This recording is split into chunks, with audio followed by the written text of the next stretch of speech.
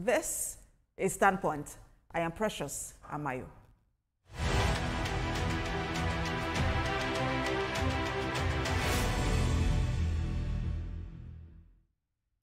Well, it can be said that the All Progressives Congress is entering a new phase as the party's National Executive Committee has elected the Minister of Humanitarian Affairs and Poverty Reduction, Nentawe Yiwata, as its new national chairman.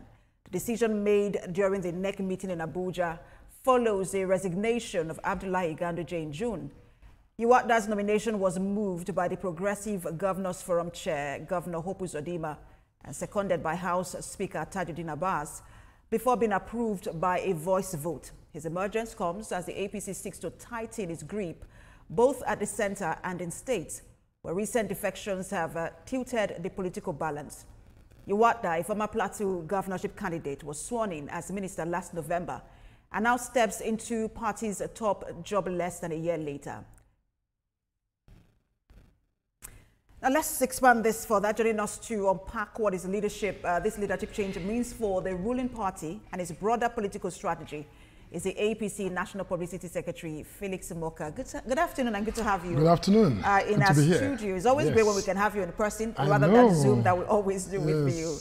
But your party is now, once again, as it's always been, at the center of national discourse. And that's over the change in leadership. And it looks like you are now doing the rebalancing or balancing act. But you are the party's National Publicity Secretary. How is the grassroots, the very lowest cadre of the party, receiving the news of Yiwata as your new national chairman? Thank you so much for having me. Everyone in the party is excited from the top to the bottom. Because quite apart from the announcement of our new national chairman, as you may recall, we had quite some agitations in the North Central region, where they had the zoning favor during this dispensation. But our last national chairman was from the Northwest, and so they kept insisting that whenever there was a vacancy in that office, they deserved to have someone from their region take it. So yesterday was, or rather Thursday, was a remarkable day for us. We not only announced our new chairman, but also met the interest of those who were agitating in the North Central region. So all of that, I think, has inured to the excitement of our people. Nationally, in the states, and locally, because the NEC meeting also made some announcement regarding our ward, LGA and state executives and zonal executives extended their term, which brought some relief for those who were already jostling to do Congress over next month. So, overall, the NEC meeting was a positive. I think it did serve all of the objectives, for which it was convened. I think I heard the president say the congresses will now be held in December to accommodate those who, he said, are still defecting to the party, if I'm right. Well, yes. Normally, our cycle would normally have ended, in August next month. But yes, NEC, which had the power to make that extension, did extend the tenure of the existing executives, from the ward, LGA, state, and zonal levels until December, when hopefully the party will then convene. And that's just at the state level. It doesn't affect your national chairman. There are no congresses held, to elect a national chairman. Yiwata stays till in the 2027 election, if I get that right. Well, we will have a convention, a national convention, at which the party will decide. Let me explain this. The National Convention is the highest decision-making body of the party, followed by NEC. Now, in between conventions, NEC has the authority to make critical decisions like it did last Thursday regarding the national chairman. Now, when December comes at the National Convention, the convention itself will decide what model to follow, whether to have contested congresses or conventions. That will be decided at that time. But for now, all that matters is that the existing executives of all of these structures. So is it then safe to say that he's interim if that position is not sure yet until your convention? No, he's the national chairman of the party. Of the party. So he's national chairman of the party. And whenever the convention is convened, we can, you don't second guess conventions. So when that time comes, the convention may grant that, facility to to continue, or maybe if it's a contested convention, he may be re-elected. So it depends on what happens at the convention. As of today, we don't speak to that because we cannot speak to that. All right. So let's talk about what people are now referring to him as the president's national chairman, as though this sound as is an imposition on the party, because the president had a meeting with the Progressives Governors Forum, and the insinuation is that, look, that was where people got the information that, look, this is a person that the president wants, and everybody had to go with that. No, that's not an accurate assessment. That's actually something that sounds like it's coming from, you know, the suspects in the opposition. No, that is not. Anyone who is familiar with the way APC operates would know that from the day that our former national chairman resigned, all cylinders were fired in search and in conversation and in negotiation for a new national chairman. So everyone who ought to be at the table, who ought to know and who ought to be consulted, were at the table, were consulted and participated in the making of this decision. So it's not the decision of the president alone. He's the leader of the party, quite all right.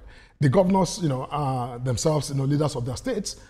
But this is not, you know, a sole decision of any one authority. It was a completely inclusive, you know, consultation that led to this consensus that produced, you know, a new national chairman. So it'd be wrong to suggest that this is the president's national chairman. He is our national chairman, and we're very happy with his emergence.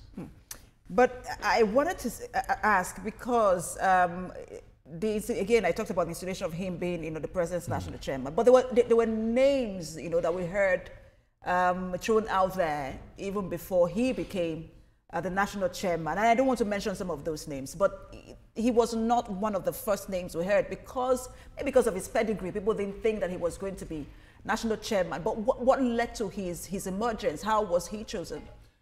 You know, that is the nature of political, you know, process. Nothing is a given. The fact that you have name recognition does not mean that when people, you know, come to it, to really think, especially when you have a criteria that is set for that office. You know, yes, you may have a big name, but sometimes that big name does not fit the bill that the party is in search of. And for that reason, not to, you know, suggest that the individuals who were mentioned were not good enough. That's not it. But sometimes you have very specific requirements for an office, like we did. I just mentioned the issue of, you know, North Central. Now, anyone who was going to fill that position will have to think around the existing or the lingering agitations by people in North Central for that position. You can't wish it away. So it was, you know, somehow, you know, an unspoken requirement. But anyone who was around the table knew that that factor was also critical. The point is, our new national chairman is, you know, a breath of fresh air. He brings, you know, a whole lot to the table. Don't forget that APC is growing. People are surging into our party every day, you know, coming from, you know, the opposition, coming from the, you know, mainstream society into our party. So we, at this time, the party needs someone with a very clear head, someone who, you know, is able to actually see everybody as co-equal, who brings that, you know, new thinking into that office.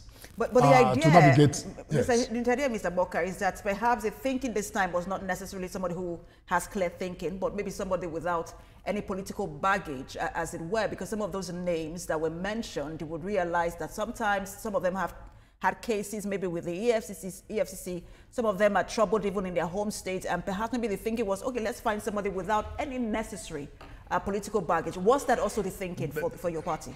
Well, that's how you put it. But we don't put it that way. We simply think of, you know, what we require. And at this time, we require someone who would, you know, cut across and be able to have, you know, reasonable dialogue with everyone, both the high and mighty in the party, but also the people, the, you know, constituents in the various states who are the real members of the party. So someone who can relate to the young and relate to the old and, you know, really forge a common ground for unity. And a new national chairman is that person, as the party has decided. Because, you know, he's new in so many ways. Yes, he doesn't come with the, if you will, the political, well, he has his own gravitas, but he comes with, he doesn't come with, for example, he was not a former, you know, governor. Because that's the line that your party has always told. You've always had former governors as your national chairman. This is a complete departure. I'm Absolutely. wondering, does he have the political gravitas, especially when it comes to managing conflicting and competing interests within your party? This new chairman was a sitting minister of a major ministry in the national government. Short term. He was a minister. He was appointed minister, to serve. Whether he was there for, 1 year or, 1.5 years is irrelevant. He was found worthy and was vetted by all of the, agencies and confirmed by the Senate to become Minister of the Federal Republic. Now, that by itself is no mean, qualification. But the point that we're making is that it's not just about having this, mighty name that we need at this time. We need somebody who is smart, and he is smart. We need somebody who has mature judgment.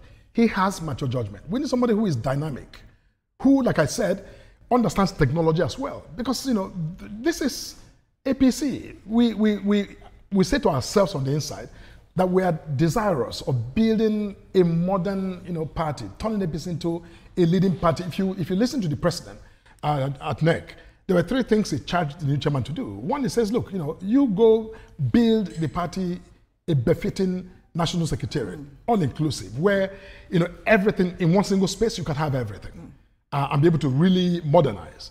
He says, look, the Progressive Institute, which we've already launched, go and make it, work, put it to work, so that this institute will help members of the party to understand the nature of democracy, the idea of democracy, and to deepen our understanding of even our own ideological, identity. He said, look, your e-registration system, which we have also, launched, you go and ensure that every party member, is captured in that system to enable us to plan in a modern way, in decision making, have data access to information, have access to data.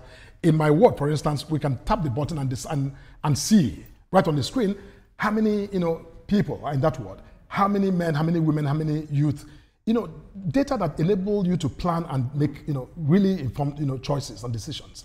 This new national chairman, Professor, Ntawe, is that person. He is, an electrical engineer, but more importantly, he's a technologically savvy person. He understands, in the history of our party, is crucial to really bring all of the generations of the party together.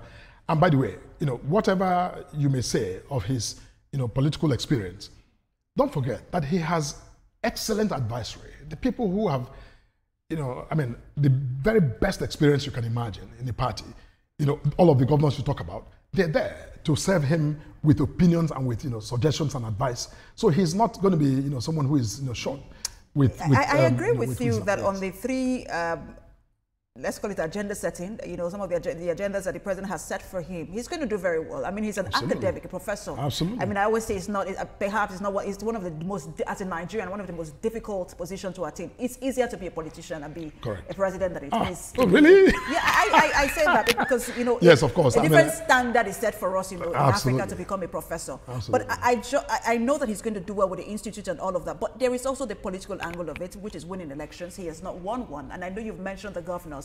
But there are states like Delta, and you also have a state like Akwa Ibom, where perhaps now, even though the APC isn't talking about it, there is conflicting interest. You have the sitting governor, and then you have who is Governor Borower, and then you have someone like Omo Agike, who also had an interest to run, and how he's able to manage interests like that. It remains to be seen. And those are the things that people are looking at and say, look, does it have the experience and the capacity? How does he navigate those kind of waters, political waters, without, ensuring that no one is, no ox is God?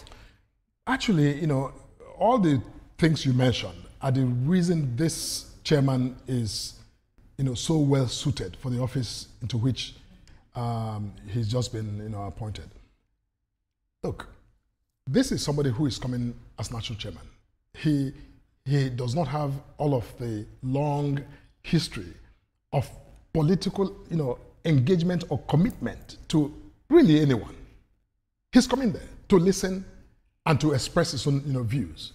Now, those who are even in some sort of, contest, or who disagree, or who have pending issues that are yet to be resolved, are actually more likely to listen to him because of his eminent neutrality.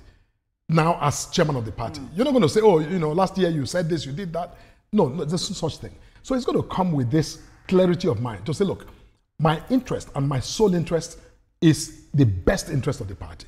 And so he is someone who I think will have the capacity to urge people, even those who disagree in whatever state or situation in the party, to see and place the ultimate best interest of the party at the heart of any conversation. So I think people will listen to him because he's a neutral person who is coming with no airs, no history of support of one place or the other. So I think that my state that you mentioned, people talk about Delta. That's my state.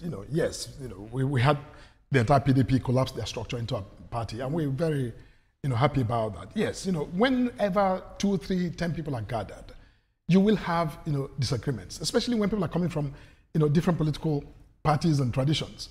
Yes, it takes work. But one thing I always say is that I don't focus on the challenges that bringing people together presents. I focus more on the opportunity and the opportunity to build to sort of extend what is already a mature party internal democratic system into addressing those problems. And that's what we're doing. So the reason why we don't talk about it too much is that we're too busy having those discussions and conversations. And everyone involved, including the governor of my state and His Excellency, former Deputy President of Senate, are in total commitment to finding modalities for ensuring smooth integration of the the new and the old. They're working on that, and I'm sure that in a few weeks you will see what is a more, I think, cohesive emergence of the party in Delta, having worked through all of the details that are going on now, all of the negotiations that are taking place. Once that is all said and done, we have a strong party in Delta, and I think we're going to deliver big in 2027. Well, I'm looking forward to that because, again, it's your party. You also have a responsibility to ensure that you deliver your state without rancor. Absolutely. But I wanted to talk about perhaps, again, one other issue that you are not talking about, because as much as we've interviewed members of the APC, and you find that maybe 5 out of 10 of them are, 5 is putting it lightly, are aggrieved. And this is why, one, they say that those who are the foundation members of the APC, who have worked really hard to elect 2 presidents, have been forgotten, especially this president, have been forgotten and neglected within the party structure, no compensation whatsoever. And there are those who say, again, just as Nigerians, some of the policies of this administration has also put them in a very difficult position in terms of their finances. And so this is not what they campaigned for. And so I'm wondering, and these are aggrieved members, and your members who are saying, the inter-party crisis that you're likely to, opposition you're likely to face, is nothing compared to the intra-party opposition you're likely to face. And so I'm wondering how this new chairman will also navigate situations like that. Yes, it is true that in our party you may have individuals or people who feel like the party has not done for them what they have done for the party, has not that they've not been properly, rewarded or even recognized. That people say that, and the people who feel that way, and those who feel that way, you can't second guess them. You can't begrudge them for holding their views. But I think that they also understand, even when they say that, they understand that it is impossible for the party to take all of the members of the party, assuming we are 30, 40 million people, to customize benefits for every single person. Because, you see, there's a difference between a party and, when you win an election and the president emerges president. When the president becomes president, he's the president of everybody. He's the president not just of APC people. So you don't expect that the president is simply going to, wake up in the morning every day, what do I do to, appease members of my party alone, when he has a constitutional obligation to govern, and to govern, again, in the best interest of everyone who is Nigerian. Now, having said that, systems of reward in a party, again, it's not an event. It's a process. It's a program. It happens and will continue to happen as we move on. This is just 2 years in the administration. I think we have another 2 years, and there will be other ways, whether it's by appointments or by other benefits, that members who have worked for the party will in fact be recognized going forward. And should we win, as I hope we do, in 2027, that's another 4 years of opportunity for the administration to reach out to our members. But beyond that, I don't think that the suggestion about the difficulties that people are going through is anything that is extraordinary. This president was very clear when he took office. He said, I will. He looked at Nigerians in the face and said, look, you know, I am taking out the fuel subsidy, which already by law, by the way, was already conditioned to go by, I think, by June or so.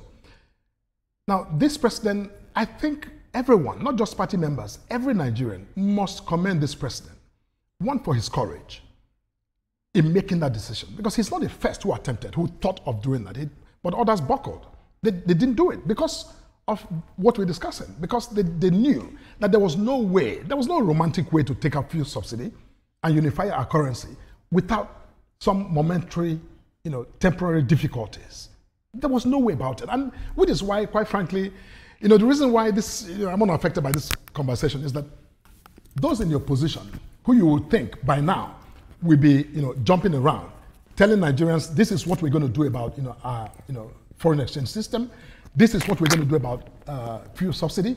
None of them has had the courage to come forward to say, I am going to restore fuel subsidy, or I am going to, you know, again, go back to dictating the value of the naira. They haven't done that. The reason they've not done that is that they know that it's absolutely suicidal for them to make such suggestions. So if that is true, then what exactly is the point in, you know, in the criticism of this government? Yes, you can say things are hard, but the president said so. Nobody is saying anything new. I think the point. The same man who. I think the point, yes. Mr. Morka, is palliative measures. People don't think that the president or this administration, maybe the ministers, haven't done enough to ensure that there is enough palliative, and not just, you know, in the cash transfer, but really solidified, long-lasting palliatives that people can hold on to say, if we're not getting, if this is taken away, perhaps we'll now have this, and so we can hold on to this. Let's not forget that electricity subsidy was also taken away. And so that's a lot for people to grapple with, yet with nothing coming in to cushion the impact. But the people you were referring to, who you said were complaining, you know, party people who would raise their voice to the level where it reaches, you know, the public space, are not people who themselves are even eligible for palliatives. They're not. Some of them are party operatives who have, you know, functioned in so many capacities and who in their own private lives are doing okay. So they may say these things, but let's talk about the ordinary Nigerian. Now, and that's what I'm talking about, because you were talking about the opposition and, you know, how they are criticizing the president for removing fuel subsidy. But I'm saying that what they're actually talking about is not just the removal, but what the administration has done to ensure that at least the impact of the removal is cushioned. This administration, very early on after the announcement of the policies, moved in consultation with Labour to raise minimum wage. Now, that has been done. Yes, you know, is it 100%, you know, operational now? Maybe not. Because, again, the federal government does not control all of the states, does not dictate to them how to, you know, pay their workers, and even the private sector as well. So, but that is one. For students who are a critical, you know, body of stakeholders in this country, the president announced a student loan system that is providing tuition and, you know, subsistence support to students in this country today. Any student who is still out there, who is stressing their parents to pay fees and to, you know, their uncles or aunts to pay fees, they need to know that they can go have access to this facility to pay their fees and actually to live. Beyond that, the cash transfers, all of the social investment, you know, programs are delivering value to Nigerians. You see, the truth of the matter is that we are a country of, you know, nearly now I think we're chasing 300 million people in this country. So it's a huge country. You don't expect that every single individual will be, you know, captured in 2 years, for example, for the purpose of assessment and delivery of, you know, palliatives. But, you know, if you see those who are really, I think probably the bulk of our people who engage in agriculture in this country are doing well. They're doing well, incontrovertibly. Nobody controverts that now, today, because, you know, farmers, what is cost to you in the city is income to the farmer, you know, in the village, who is producing the tomato that you're buying and you're complaining is going higher. The reason is that, you know, the economy is in transition. This government is trying to tackle problems that were left untackled generationally. Over generations of presidents who simply coasted along, kicked the count down the road for the next president. This president said, no, on my watch, I won. I know I'm going to be somewhat, people may not like me that much, but I will really do the best I can to tackle these problems because they go to the root of the survival of this country. And so, yes, it's tough, but it's getting better. Inflation is turning down. There are indicators that things are beginning to normalize. Our Naira has become, relatively stable. Even against the fluctuations in the oil market, the Naira has been, very resilient. That's a good sign. It's letting those in the real sector plan and deliver value. I'm sure you've seen tributes from the likes of, Femi Otedola and Dangote who are saying, look, our business has been more stable than before because of the policies of this government. These things take time. I'm not this sure is those 2 are years. the names you should be using. No, I will use them because they're the Nigerians captains. will say, well, those are the big men. How about the small and medium enterprises? But you can't discuss Nigerian economy without the likes of Dangote. These are key players. If Dangote struggles today, how many Nigerians are employed in Dangote, orbit? How many Nigerians? There are millions of them, perhaps, who are employed there. So if Dangote struggles and people lose their jobs, you're telling me it doesn't affect Nigerians? It does. It does affect the Nigerians. small businesses also, I would say, altogether, would employ much more than Dangote or Tedola, will do. Definitely. And so those are the ones who are actually buckling under the weight, of all of this situation that we have, whether it's a fuel price or electricity tariff. They're the ones who are going through it. But I wanted to also ask you, do you believe, do you think that the APC will be a really hot sell, for your party in 2027? Hard sell or hot sell? Hard sell. No, we will be a hot sell, not a hard sell. It's not hard to sell the APC. Because, we must understand that beyond the politics and beyond the whole decibel of noise, the cacophony of sound, that actually suggests no melody coming from the opposition, Nigerians know who is working for them. Our Naira card, you get outside this country now, you can, again, go and, use the Naira card to make purchases for those Nigerians who travel. Things are getting better. There's no, disputing that. In 2 years, see what has happened. A whole lot has happened. Reforms have been initiated and value is, being harvested. Look, when was the last time before this government that you heard that Nigeria was, exporting over 1 million barrels of petroleum products? We didn't. Now we're doing 1.7. When was the last time you heard that Nigeria was actually exporting more than it was importing? We didn't for decades. Today we are. When was the last time you heard that, our stock exchange is one of the most competitive and profitable in the world? I don't know that it ever happened, but today it is. You see, these are indicators, markers that this country is onto something big. And we've just done 2 years. So I think Nigerians should just hold their breath. In another 2 years, many of those who have had a reason to suggest that things are difficult will actually have more reasons to celebrate this government and this president. There's no question about that. I think that those who are watching, who understand economics and who understand even politics, will tell you that we're not anywhere near a hard sell. And they're not even up to 5% of the population who understand economics, if they're even up to 1%. Those who, some people, all they care about is their stomach economics. And if that is not adding up for them, there is nothing else that you are saying about FDIs or saying about export and import. It just doesn't matter to them as long as there is no food on their table. No, I disagree. It matters and it should matter to them. Because, food on the table is not an isolated thing. It doesn't happen just on its own. It doesn't have its own will or its own mechanism. It is a part of the market mechanism. So if Nigeria is beginning to turn the corner and the market economy is rallying, pushing this country forward, putting the wind behind our economy, I think that even the most unconnected villager should actually, if they know and if they're listening, should have a reason to, just like I said, hold their breath in expectation of something better to come. Now, look, like I said, farmers in my district are blessing out. They are. I mean, they go to the farm, they harvest, they take it to the market, and they smile home. Yes, you see, let me tell you those who really are complaining and who I think have a reason to complain are those on fixed income. Because, in an economy that is in transition, that is now undergoing reform, it is those on fixed income who really bear the brunt. The reason is that, inflation eats into their, monthly income or weekly income because, their employers are not in a hurry to increase their wages because there's surplus labor in the market. TVC, if anyone resigns here today, I bet if you snap your fingers, there'll be 200 people, in line waiting to take the job. So TVC has no incentive to pay ₦1 million to that worker.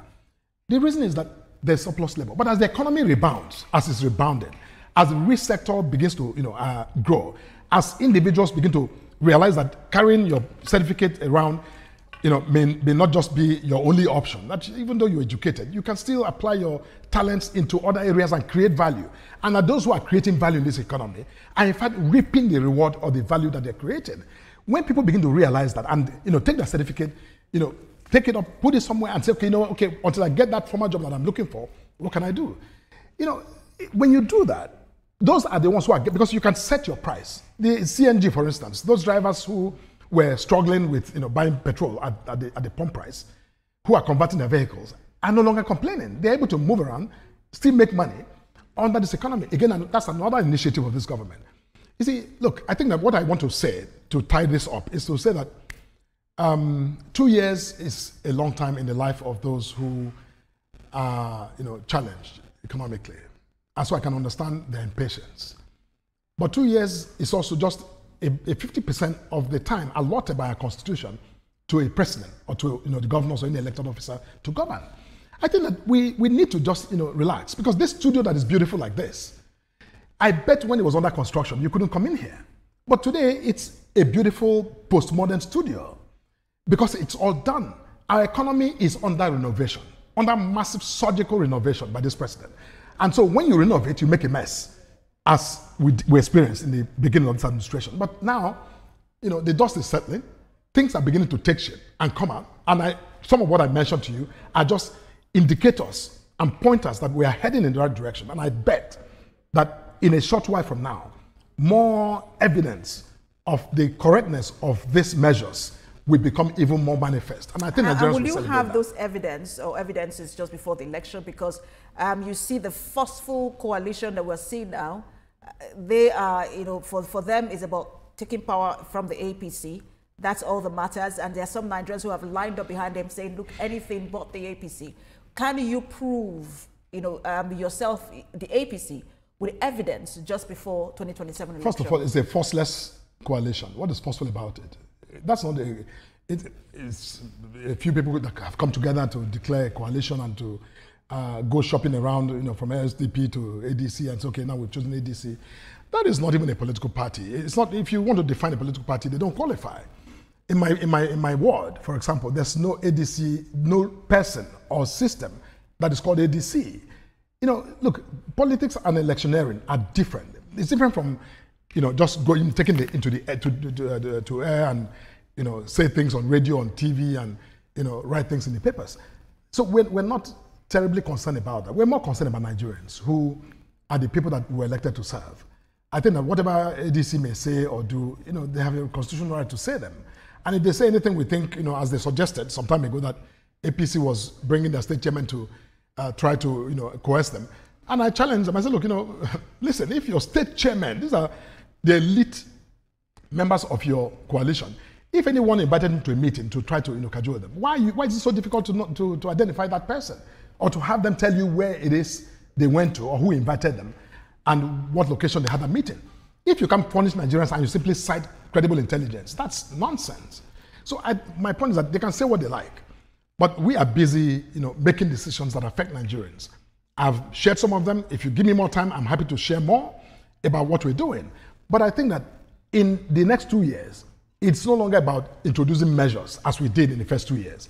In the next 2 years now, it's about stock taking and really processing the outcomes and hoping Nigerians, it's not even about telling the story. We will tell our story, but I think Nigerians will feel it. They're already feeling it. Those who are buying rice at, maybe upwards of 100,000 when we came, today rice is, probably about half or less than half of that. So they're seeing that the trend is actually getting better. And then they are discerning people. This idea that only 5% of Nigerians understand economics, I don't agree. My mother, before my mother passed in 2013, my mother knew and would tell me that the country had failed under the PDP. She would say that. My mother didn't go to the university, but she knew that somehow things were not right. Just like the old people in this country today, when this government came and made those announcements, and Mama would go take a bus that used to cost her, 100 naira, and they told her now it was 300 naira or so. Mama knew that something was off. So that's native understanding of economics. But that's the point I was making. We're making this point that some people do not, a majority of Nigerians, but to be honest, we don't understand what FDI means. They don't understand what macroeconomics is all about. All they know is, look, I took 50,000 naira to the market yesterday. I was able to buy beans, buy tomato, buy all of this stuff, and I took it home. But today I went and it didn't cover all of that. So there's something going on, right? That's Correct. all. That's all they know, No, and absolutely. that's economics, right? That for me, That's that's why I call it the stomach economics. Well, And for them, that's what they know. And if things are not adding up, it means that, look, there is poor decision making, and that's how they calculate it. That there is poor decision making at the top, and they start to judge you by that. No, I know. No, absolutely. And look, when it comes to Nigerians, anyone who knows me knows that all my professional life was devoted to working for the poor, for the poorest of the poor in the slums around the country. So these are my people. I have very unique understanding of the sensibilities of people at that level, and I relate very well with them. And I understand that. And if Mama is complaining that 50,000 is not getting her what Mama is right because of the inflation. But that's what this government is battling to bring down. I just give you an example that is very obvious. That if Mama was buying rice or had gone to the market at the outset of this administration and bought rice at 100,000 naira, and today her son sends her money and she goes to buy rice and it's 50,000, Mama will recognize as well that something has happened as well. Just like she knew something had happened at 100,000, she would also know that something happened at 50,000. So all Mama needs to do now is to stay calm, and I believe that sometime before the next election, Mama may go to the market and actually buy rice for way less than what she bought today, and Mama will know that it looks like all that thing they were saying is beginning to play in her favor.